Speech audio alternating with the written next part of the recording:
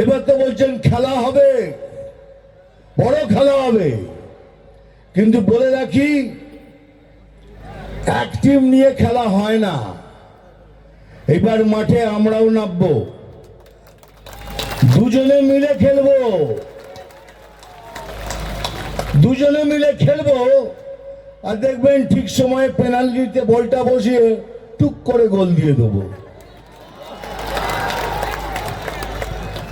তো খেলা হবে, নিশ্চয়ই খেলা হবে। এই খেলাতে এবার আমরাও যোগদান করব। সেকেন্ড কি হতে পারে? ওই ফাইলের মধ্যে এমন কি আছে যে তাড়াতাড়ি করে নিয়ে চলে গেলেন? হতে পারে কয়লার পয়সা আছে, বালির পয়সা আছে, বিদ্যার পয়সা আছে, খাবারের পয়সা আছে, যত ধরনের দুর্নীতি হতে পারে তার পয়সার হিসাব আছে। কাকে দিয়েছেন, কত নিয়েছেন, সেই একটা ভয় থাকতে পারে, তার জন্য ফাইল নিয়ে চলে গেলেন। আর তৃতীয়, যেটা সব থেকে বেশি ইম্পর্টেন্ট, সেটা হলো উনি চান যে যত অভারতীয় আছে এই বাংলাদেশে ঢুকে পড়ুক, আমাদের বাংলাতে ঢুকে পড়ুক, আর তারপরে সবাই মিলে এটাকে পশ্চিম বাংলাদেশ করে দেবেন। এটা কি এত সোজা?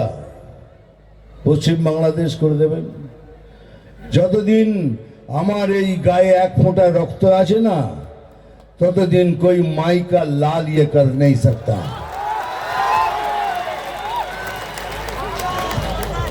सही, कोई माई का लाल ये कर नहीं सकता। এটা বাঙালির বাংলা, এটা বাঙালিত্বর বাংলা, এটা হিন্দুদের বাংলা, হিন্দুত্বের বাংলা, সনাতনিত্বর বাংলা। তাই সময় এসছে এখন আমাদের সবাইকে এক ছাতার নিচে দাঁড়িয়ে একসাথে মিলেমিশে ভোট করে এই সরকারকে তাড়াতে হবে। দেখুন, বিজেপি মুসলমানদের বিরুদ্ধে নয়, বিজেপি ভারতীয় মুসলমানদের বিরুদ্ধে নয়, কিন্তু যারা দেশে থেকে দেশের ক্ষতি করার চেষ্টা করে আমরা তাদের বিরুদ্ধে।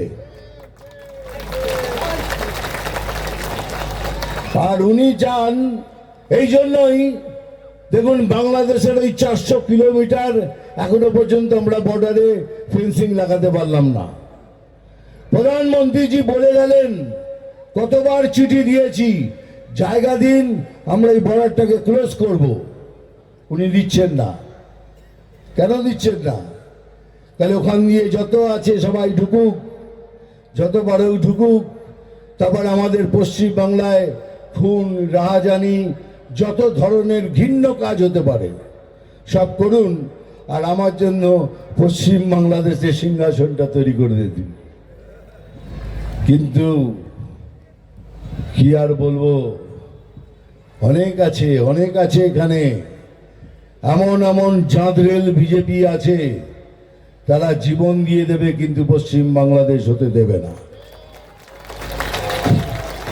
তাই আমি এখানে বসে থাকা আমার যত কার্যকর্তা আছেন, যতজন এখানে বসে আছেন, সবাইকে হাত জোর করে অনুরোধ করছি, আপনাদের মধ্যে যদি কোনো মনোমালিন্য থেকে থাকে তাহলে ইলেকশন অবধি সেটাকে একটু মিটিয়ে নিন।